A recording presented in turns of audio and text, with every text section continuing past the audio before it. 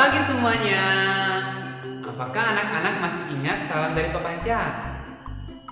Oke, kita lakukan sama-sama ya. Selamat pagi, pagi. Oke, sukacita kita dapat berkumpul lagi untuk melakukan devosi di saat-saat pas kita ya, penilaian akhir semester. Nah, sebelum kita hari ini melakukan PAS kita akan devosi dulu. Nah, untuk devosi hari ini akan Pak Panca pimpin. Oke, nah sebelum kita masuk ke dalam firman Tuhan, silakan anak-anak mendengarkan lagu ini. Lagu ini bercerita tentang kuasa Tuhan dalam menciptakan segala sesuatu termasuk binatang-binatang yang ada di dunia ini.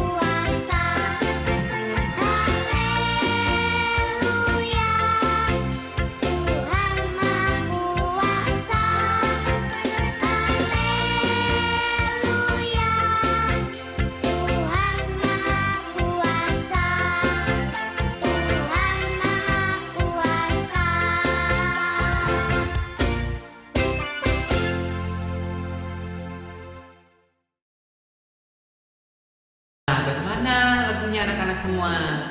Bagus kan lagunya? Nah, untuk hari ini sebelum kita masuk ke dalam devosi, Pak Panca akan berdoa dulu ya. Mari kita berdoa. Selamat pagi ya Tuhan, terima kasih untuk waktu dan kesempatan yang Tuhan berikan kepada kami semua untuk dapat berkumpul untuk mendengarkan firman Tuhan pada pagi hari ini di dalam devosi kami. Berkatilah firman Tuhan pada hari ini sehingga dapat menjadi suluh dan pedoman dalam kehidupan kami. Berkatilah kegiatan kami ya Tuhan dari pagi ini hingga berakhirnya nanti. Dalam nama Tuhan Yesus Kristus kami berdoa dan mengucap syukur. Haleluya, amin. Oke, hari ini kita akan membahas suatu topik yang menarik. Ya, topik yang menarik yang diambil dari kitab Amsal. Kitab Amsal pasal 30. Amsal pasal 30 ayat 24 sampai 28. Ya. Amsal 30 pasal 24 sampai 28. Nah, nanti Pak Panca akan bacakan dan anak-anak mengikuti dari rumah masing-masing ya. Oke, kita mulai ya. Amsal pasal 30 ayat 24 sampai 28. Ada 4 binatang yang terkecil di bumi, tetapi yang sangat cekatan. Semut, bangsa yang tidak kuat, tetapi yang menyediakan makanannya di musim panas. Pelanduk, bangsa yang lemah, tetapi yang membuat rumahnya di bukit batu. Belalang yang tidak mempunyai raja, namun semuanya berbaris dengan teratur. Cicak yang tidak dapat kau tangkap dengan tangan, tetapi yang juga ada di istana-istana raja. Oke, dari firman Tuhan ini kita diperlihatkan beberapa binatang ya. Ada semut, ada pelanduk, itu ada belalang, ada cicak. Nah, dari setiap hewan-hewan yang diperlihatkan ini memiliki kemampuannya masing-masing. Contohnya semut. Semut itu rajin, mereka mengumpulkan makanannya pada saat musim semi untuk menghadapi musim kering nantinya. Sehingga pada saat musim panas nanti mereka masih punya cadangan makanan. Nah, kemudian ada pelanduk. Nah, pelanduk ini mereka membangun rumahnya di atas batu. Kenapa? Supaya mereka terhindar dari pemangsa-pemangsa mereka. Makanya mereka membuat rumah di atas batu, di dalam gua-gua di batu. Kemudian ada belalang. Nah, di sini diceritakan bahwa belalang itu tidak memiliki pemimpin, tapi mereka dapat berbaris dengan teratur mencari makanan. Kemudian ada cicak. Nah, cicak ini unik karena ketika anak-anak ingin menangkap cicak, pasti mereka akan melepaskan ekornya untuk menyelamatkan diri. Nah, hari ini Pak Panca tidak akan membahas dari keempat binatang ini, tetapi ada satu lagi binatang yang akan kita bahas. Nah, apakah anak-anak tahu binatang ini?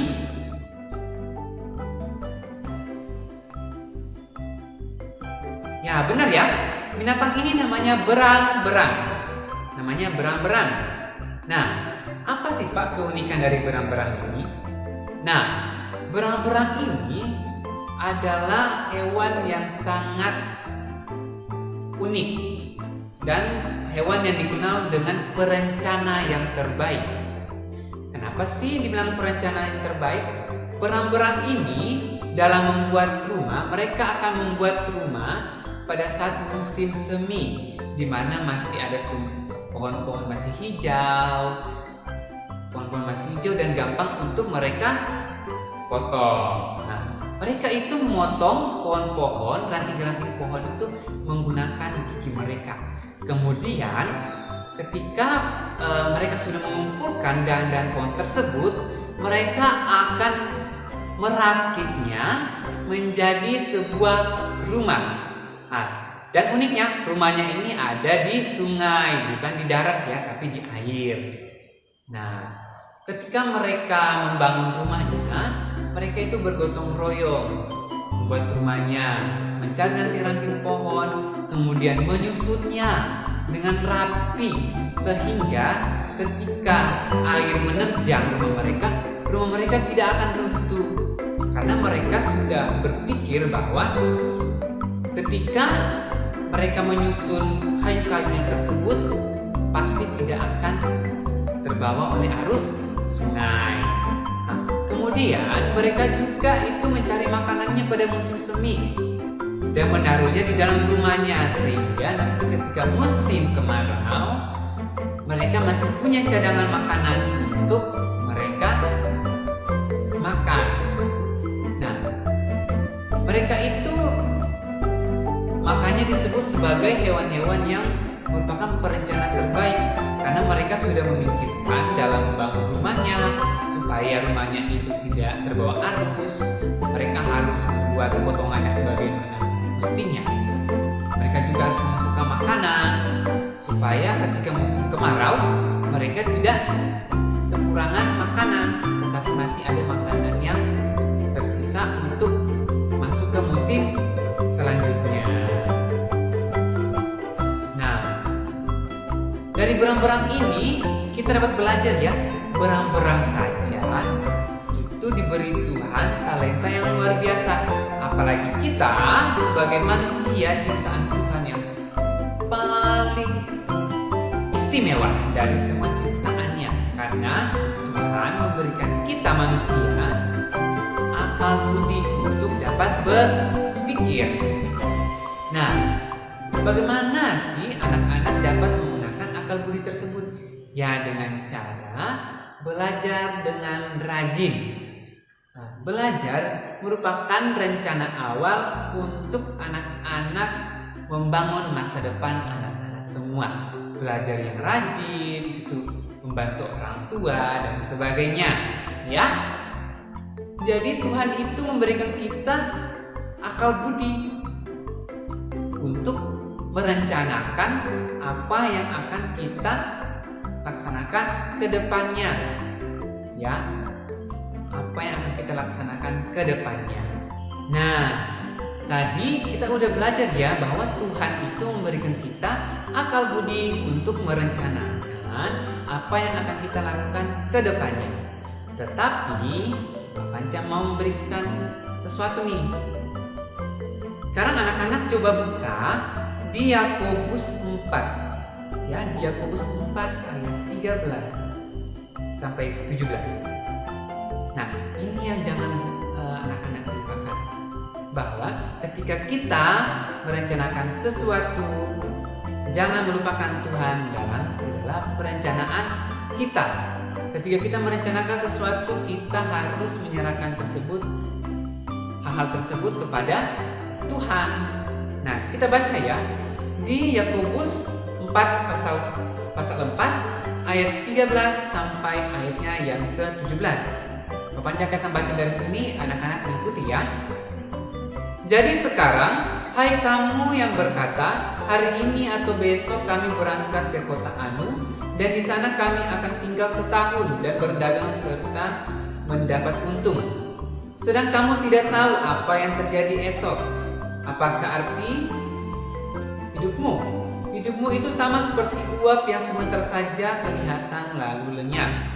Sebenarnya, kamu harus berkata, jika Tuhan menghendakinya, kami akan hidup dan berbuat ini dan itu.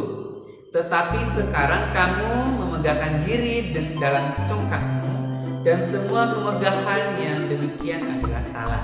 Jadi, jika seorang tahu bagaimana ia harus berbuat baik, tapi ia tidak melakukannya, ia berdosa. Nah, dari firman Tuhan ini menekankan bahwa ketika kita merencanakan sesuatu hal, kita jangan melupakan Tuhan. Kita menyerahkan segala sesuatunya kepada Tuhan, karena Tuhan yang memegang kehidupan anak-anak semua dan kehidupan Bapak juga, dan kehidupan kita semua yang percaya kepada Dia. Ya. Jadi, di devosi kali ini mengajarkan kita bahwa bukan hanya berang-berang yang mempunyai talenta khusus, tapi manusia juga mempunyai talenta dan malah diberikan sesuatu yang lebih, yaitu akal budi. Nah, akal budi ini kita gunakan untuk merencanakan kehidupan kita. Tetapi dalam kita merencanakan kehidupan kita itu, kita jangan melupakan Tuhan.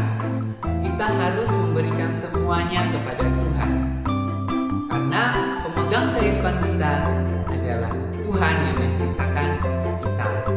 Terima kasih untuk devosi hari ini. Mudah-mudahan devosi hari ini dapat menjadi berkat untuk anak-anak semua. Mari kita berdoa. Terima kasih Tuhan untuk firman Tuhan pada hari ini yang mengajarkan kami bahwa kami itu sangat berharga di mata Tuhan, sama seperti hewan berang-berang yang Tuhan berikan karunia untuk dapat menjadi perencana yang baik. Melebihi itu ya Tuhan, kami diberikan akal budi untuk dapat merencanakan apa yang akan kami lakukan ke depannya. Tetapi ajarilah kami ya Tuhan, dalam perencanaan kami selalu mengandalkan Tuhan, selalu berserah kepada Tuhan. Terima kasih Tuhan, rencana kami pada hari ini kami serahkan dalam tangan pengasihan Tuhan. Dalam nama Tuhan Yesus Kristus kami berdoa dan mengucap syukur. Haleluya, amin. Oke, demikian devosi kita pada pagi hari ini. Terima kasih dan sampai jumpa di devosi berikutnya. Bye-bye. Jadilah